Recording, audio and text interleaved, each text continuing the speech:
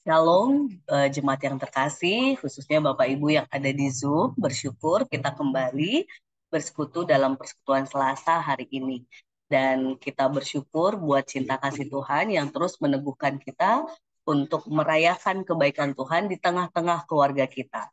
Dan kita mau memujikan satu lagu yang mengingatkan, meneguhkan kita bahwa berbahagialah tiap rumah tangga ataupun keluarga yang di dalamnya ada Tuhan yang terus menuntun, meneguhkan kita. Kita pujikan berbahagia tiap rumah tangga.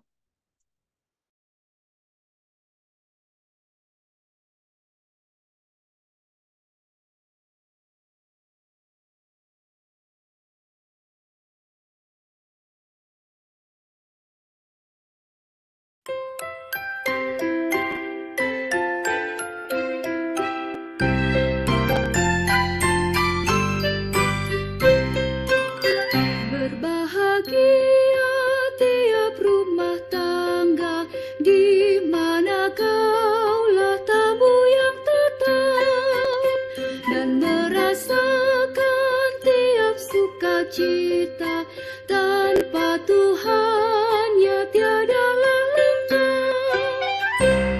Di mana hati giran menyambut dan memandangmu dengan berseri. Tiap anggota menanti sabda taat akan firman yang kau beri.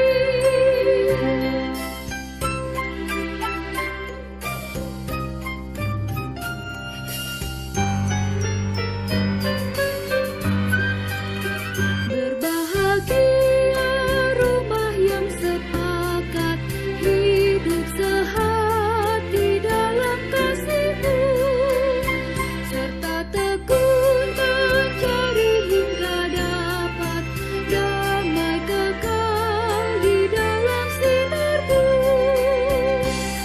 Di mana suka duka kan dibagi, ikatan kasih semakin teguh.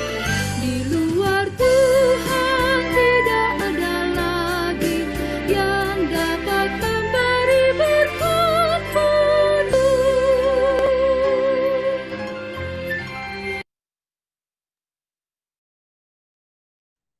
Oh, Ibu terkasih, Bu Rasma.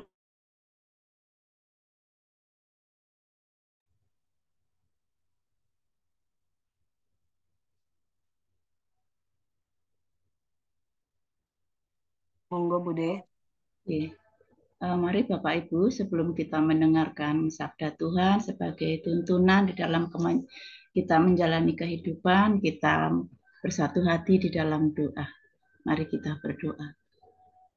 Tuhan Allah Bapa yang bertahta dalam kerajaan surga, Allah yang kami sembah, kami muliakan di dalam Yesus Kristus. Terima kasih Tuhan, jika pagi hari ini kami boleh ada di dalam persekutuan doa melalui Zoom pada pagi hari ini. Terima kasih Tuhan atas penyertaan-Mu di sepanjang hidup kami. Kami mengucap syukur pagi ini kami boleh berkumpul. Bapa, kiranya Roh-Mu yang kudus hadir di tengah-tengah kami, di mana kami akan bersama-sama mendengarkan sabda Tuhan yang akan disampaikan oleh Ibu Pendeta Aban. Biarlah sabda ini boleh kami dengarkan sebagai tuntunan di dalam kami menjalani kehidupan kami, agar kami terus semakin memahami, semakin mengerti kehendak-Mu di dalam kehidupan kami. Kami berdoa bagi Bapak Ibu Saudara yang belum bisa hadir bersama-sama kami, apapun yang menjadi kesibukannya, apapun yang menjadi pergumulannya, kiranya Tuhan hadir, menolong, menyertai, dan memberkati. Bapak, akhirnya kami mau serahkan seluruh persekutuan kami dari awal hingga akhirnya di dalam tangan kuasa-Mu. Ibu Pendeta Aban yang akan menyampaikan sabda Tuhan, Tuhan berkenan menolong, menyertai Roh Kudus ya Bapa, menuntun agar apa yang sudah dipersiapkan boleh disampaikan seturut dengan kehendak-Mu. Inilah doa permohonan ucap syukur yang kami mohon kepadamu, yang kami alaskan di dalam satu nama yang kudus Tuhan Yesus Kristus kami berdoa. Terima kasih Tuhan, terpujilah nama-Mu. Amin. Amin, matur nuwun, Bude. Jemaat yang terkasih, pembacaan kita pada hari ini terambil dari Filipi pasal 2 ayat 1 sampai 4 yang akan dibacakan Bapak terkasih Pak Prihadiono. Monggo Bapak. Pembacaan firman Tuhan diambil dari Filipi 2 ayat 1 sampai dengan 4 yang diberi judul di sini, nasihat supaya bersatu dan merendahkan diri seperti Kristus.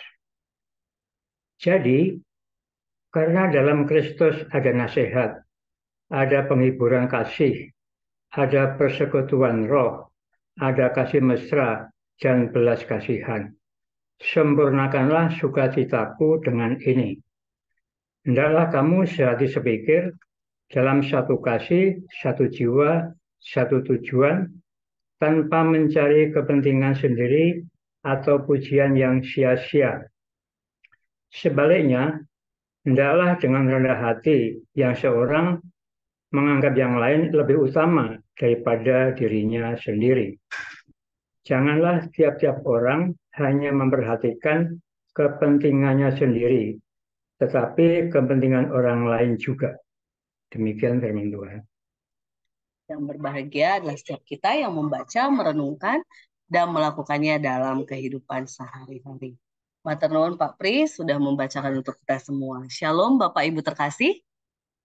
Shalom buat kita yang mendengarkan dari YouTube. Bersyukur kita kembali hari ini diteguhkan lewat persekutuan kita Selasa. Ada yang menarik dari satu topik yang kita mau bahas hari ini, salah satu topik yang diangkat dalam persekutuan doa bulan keluarga, yaitu ke PD yang keempat, berpikir menang-menang. Nah, kalau kita berbicara berpikir menang-menang, Bapak Ibu terkasih, ada banyak orang yang berpikir ketika ada masalah di konteks keluarga, pekerjaan, dimanapun, ketika kita mau memahami orang lain, mau mengerti orang lain, cukup dengan komunikasi. Tapi kadang-kadang ternyata ketika komunikasi pun sudah baik, tapi ketika pola pikir kita tidak tepat, maka sehebat apapun komunikasi kita dengan orang di sekitar kita, kita tidak akan memperoleh keputusan yang baik untuk kita dan orang-orang di sekitar kita, gitu ya. Sehingga salah satu habit yang diteguhkan lewat Seven Habit, yaitu berpikir menang-menang, sebenarnya ingin mengubah pola pikir kita sehingga komunikasi itu menjadi komunikasi yang membuat diri kita dan orang lain yang kita hadapi, dia sama-sama merasakan kemenangan. Nah, menariknya nih, jemaat yang terkasih, apa sih yang membuat orang sulit untuk berpikir menang-menang? Menurut Seven Habit, orang yang pada umumnya yang sulit untuk memikirkan segala sesuatu supaya semua baik untuk semua gitu ya, itu dia berpikir sempit, dalam arti dia melihat bahwa segala sesuatu yang ada di sekitarnya itu terbatas. Sehingga karena terbatas, dia berpikir semakin banyak orang lain mendapat, dia akan semakin sedikit mendapatkan juga. Semakin dia banyak mendapat, maka orang lain ya harusnya memang realitanya juga mendapatkan sedikit begitu ya. Jadi dia berpikir bahwa apa yang ada di sekitarnya, apa yang ada di dunia ini itu terbatas. Sehingga sebisa mungkin ketika orang lain dia sudah dapat banyak, maka dia berpikir dia akan dapat lebih sedikit begitu ya. Nah, ini biasanya perilaku yang dibawa oleh paradigma yang sempit ini, dia akan menjadi orang yang mudah membandingkan dirinya, bersaing, dan merasa terancam ketika orang lain lebih berhasil, lebih oke, lebih didengar pendapatnya, lebih dipilih keputusan yang mengarah ke ide orang lain begitu ya. Dia akan merasa tidak nyaman begitu ya. Lalu dia akan menjadi orang yang tidak peka terhadap kebutuhan atau keinginan orang lain karena mindset tadi bahwa kalau dia tidak mendapatkan, dia akan mendapatkan lebih sedikit. Sehingga fokusnya adalah aku harus lebih banyak sehingga tidak peka terhadap orang lain yang sebenarnya juga butuh, orang lain yang juga perlu mendapatkan apa yang dia butuhkan begitu ya. Lalu orang yang dengan mindset ini dia akan memikirkan kebutuhannya sendiri. Karena kalau dia tidak menang, maka dia kalah. Kalau pendapatnya tidak didengar, maka dia kalah. Kalau solusinya yang tidak dipakai, maka dia kalah ataupun tidak menguntungkan dirinya. Nah, ini yang membuat orang sulit untuk berpikir menang-menang. Jadi bisa kita bayangkan ya Bapak Ibu terkasih ataupun jemaat, kalau kita punya mindset ini yang bahwa segala sesuatu itu terbatas, sehingga kalau kita tidak berusaha meraih lebih, kita nggak akan dapat. Nah ini kita akan jadi orang yang ya gimana caranya supaya aku yang lebih dapat, bukan orang lain gitu ya. Nah ini mindset yang membuat kita tidak mudah untuk berpikir menang-menang. Lalu apa yang seharusnya kita lakukan? Menurut Seven Habit, ketika kita berbicara berpikir menang-menang, maka pola pikir yang ada di kepala ini harus diubah. Dari yang tadinya segala sesuatu terbatas, tidak cukup, tidak bisa untuk semua orang sehingga aku harus lebih dapat, diubah menjadi bahwa segala sesuatu yang ada di dunia ini itu berlimpah bagi setiap orang. Bahwa semua orang pun berhak untuk memperoleh kelimpahan itu. Ini mindset yang dibangun oleh Seven Habits. Semua berlimpah dan semua orang berhak untuk mensyukuri dan mendapatkan bagian yang berlimpah itu. Sehingga ketika berbicara bahwa pola pikir segala sesuatu berlimpah, artinya sangat cukup untuk semua orang, maka kita akan berperilaku, oh iya, sekalipun apa yang sedang diperjuangkan ini pasti kok nanti akan jadi baik untuk semua orang kalau kita pikirkan juga kepentingan orang lain, bahwa segala sesuatunya ini cukup berlimpah begitu ya, seimbang juga akhirnya antara ini membuat orang berani untuk mengungkapkan apa yang seharusnya dilakukan untuk kebaikan semua orang. Artinya dia akhirnya punya rasa yang ini nggak bisa cuma untuk diriku, orang lain pun harus juga berhak gitu ya, sehingga keputusan pendapat itu pasti bukan hanya untuk dirinya, tapi memikirkan orang banyak. Lalu, ia juga memikirkan kemenangan orang lain ketika merancang sebuah pendapat ataupun solusi, sehingga membuat kesepakatan supaya semua bisa berkecukupan merayakan kelimpahan itu menjadi membuat dia mudah untuk berpikir menang-menang. Nah, Bapak Ibu mungkin kalau dibahas tentang cuma mindset begini saja susah ya kali ya Bapak Ibu ya. Tapi prakteknya biasanya begini Bapak Ibu. Orang yang berpikir menang kalah itu dia akan memakai jabatan kuasanya hanya untuk dirinya sendiri tanpa mempedulikan orang lain dan merendahkan orang lain. Kalau orang berpikir menang kalah. Kalau orang yang berpikir kalah menang, dia justru ada loh Bapak Ibu yang berpikir kalah menang ini yang merasa aku lebih layak kok memang dianggap nomor dua, tidak dipedulikan gitu ya, sehingga justru dia nggak berani menyuarakan sesuatu, dia merasa layak diintimidasi oleh orang lain, mudah menyerah, dan dia tidak termotivasi untuk sesuatu yang lebih baik. Bahkan biasanya orang ini akan memendam banyak perasaan.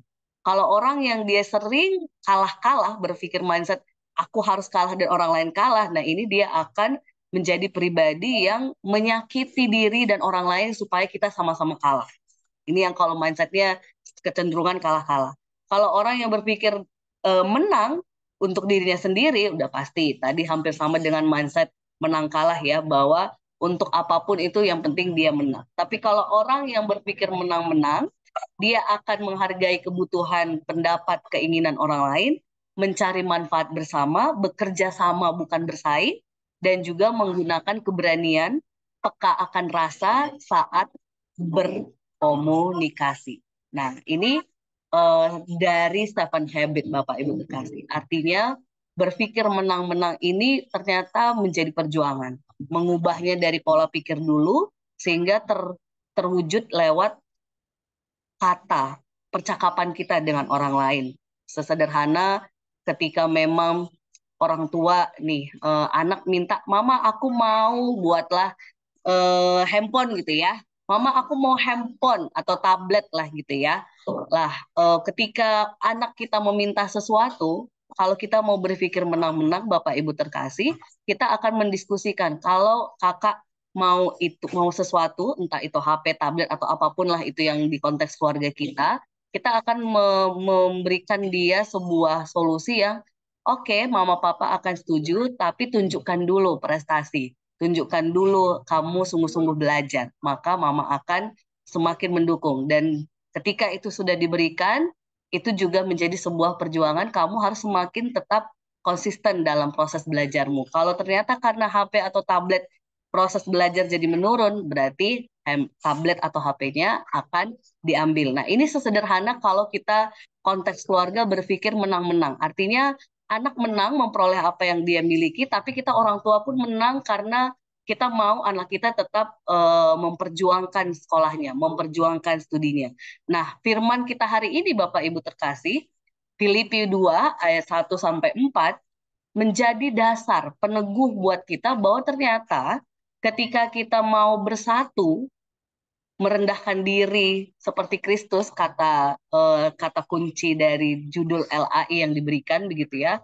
Kita harus menjadi pribadi yang juga tidak hanya mementingkan kepentingan sendiri, tetapi memikirkan orang lain. Nah, ini sebenarnya sebagai dasar buat kita jemaat terkasih ketika di konteks keluarga, gereja, dimanapun kita berada, kalau kita cenderung mementingkan kepentingan sendiri, bisa jadi sebenarnya kita sedang memakai mindset menang kalah. Atau kalau kita cenderung dalam kehidupan pelayanan keluarga di gereja atau dimanapun berada, kita justru seringnya yang memendam rasa, mengalah, ya udah aku nggak usah dipikirin, nggak apa-apa, yang penting orang lain. Ini jangan-jangan kita pun nggak mindsetnya nggak menang-menang. Bisa jadi kita kalah menang gitu ya. Justru Paulus meneguhkan untuk kita saling memperhatikan kepentingan orang lain. Bayangkan Bapak Ibu terkasih, kalau Pak Pri mementingkan kepentingan yang lain, Bu Ratna, Bu Natalius, Bu Erina, semua mementingkan kepentingan orang lain. Maka nggak ada istilah terabaikan salah satu kepentingan di antara kita. Karena di antara kita satu dengan yang lainnya pasti memikirkan apa yang bisa dilakukan untuk orang lain. Tapi kalau kita fokusnya hanya untuk diri, boro-boro saya mau memikirkan kepentingan Pak Pri, karena saya pasti pikirinnya kepentingan saya terus gitu ya, Bapak Ibu terkasih. Jadi kalau kita di dalam Kristus selalu berusaha memikirkan kepentingan orang lain, di sanalah kita pasti berupaya untuk menang-menang. Dalam arti orang lain menang, saya yakin orang lain pun akan memenangkan kita. Dalam arti kepentingan, kebutuhan kita yang kita perlu ditolong, yang perlu diteguhkan untuk proses pertumbuhan iman kita di dalam Tuhan. Jadi jemaat terkasih, mari melalui pola pikir berpikir menang-menang ini, kita mau diteguhkan untuk selalu melihat bahwa Tuhan punya berkat, punya cinta kasih yang berlimpah-limpah, yang itu semua kita dapat rayakan, dapat miliki begitu ya. Nah, dengan kacamata itu saya yakin kita pasti bisa mudah untuk bagaimana caranya sesuatu yang kita rayakan secara pribadi, orang lain pun merayakan.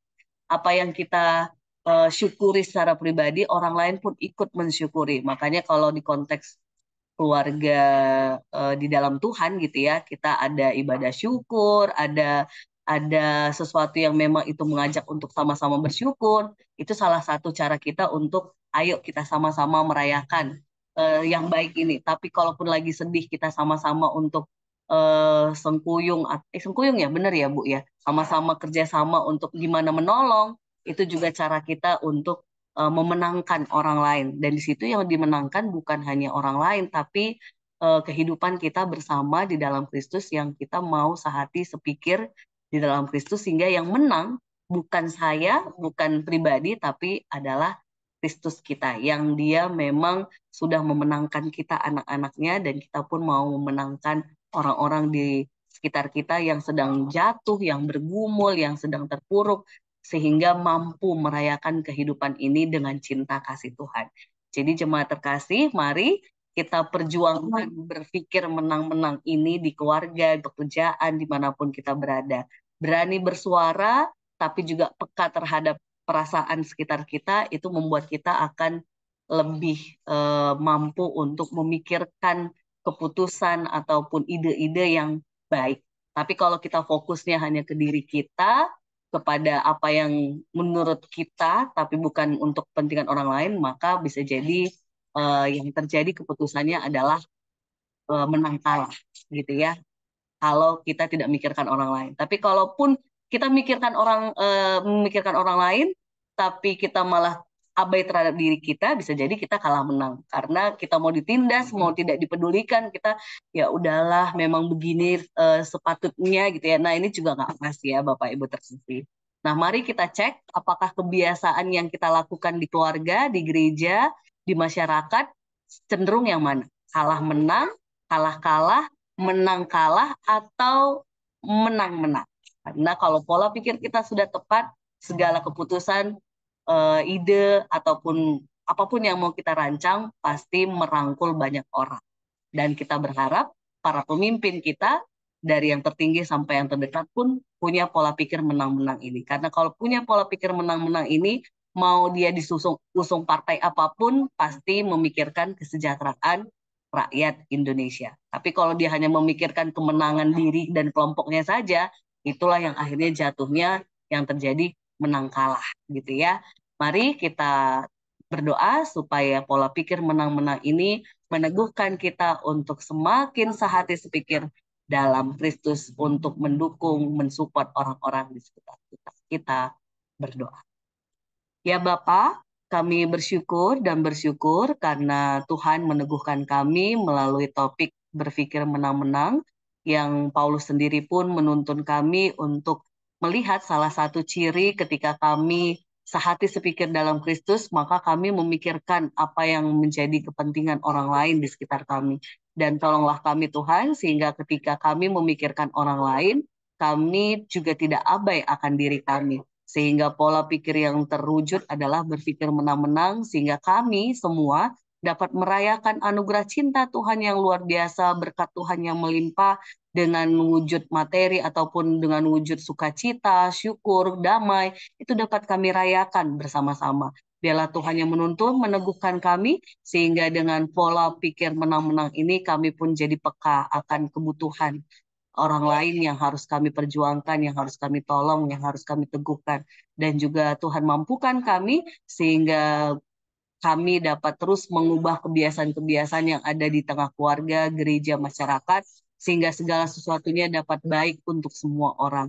Dan Tuhan, kami bersyukur buat firman hari ini yang meneguhkan kami juga untuk terus bersama-sama sehati sepikir di dalam cinta kasih Tuhan untuk kemuliaan nama Tuhan. Seperti Tuhan yang sudah memenangkan kami anak-anak-Mu, kami pun mau memenangkan banyak orang sehingga perayaan kemenangan ini sungguh-sungguh perayaan iman yang membuat kami bersama-sama bersyukur, bersukacita di dalam Tuhan.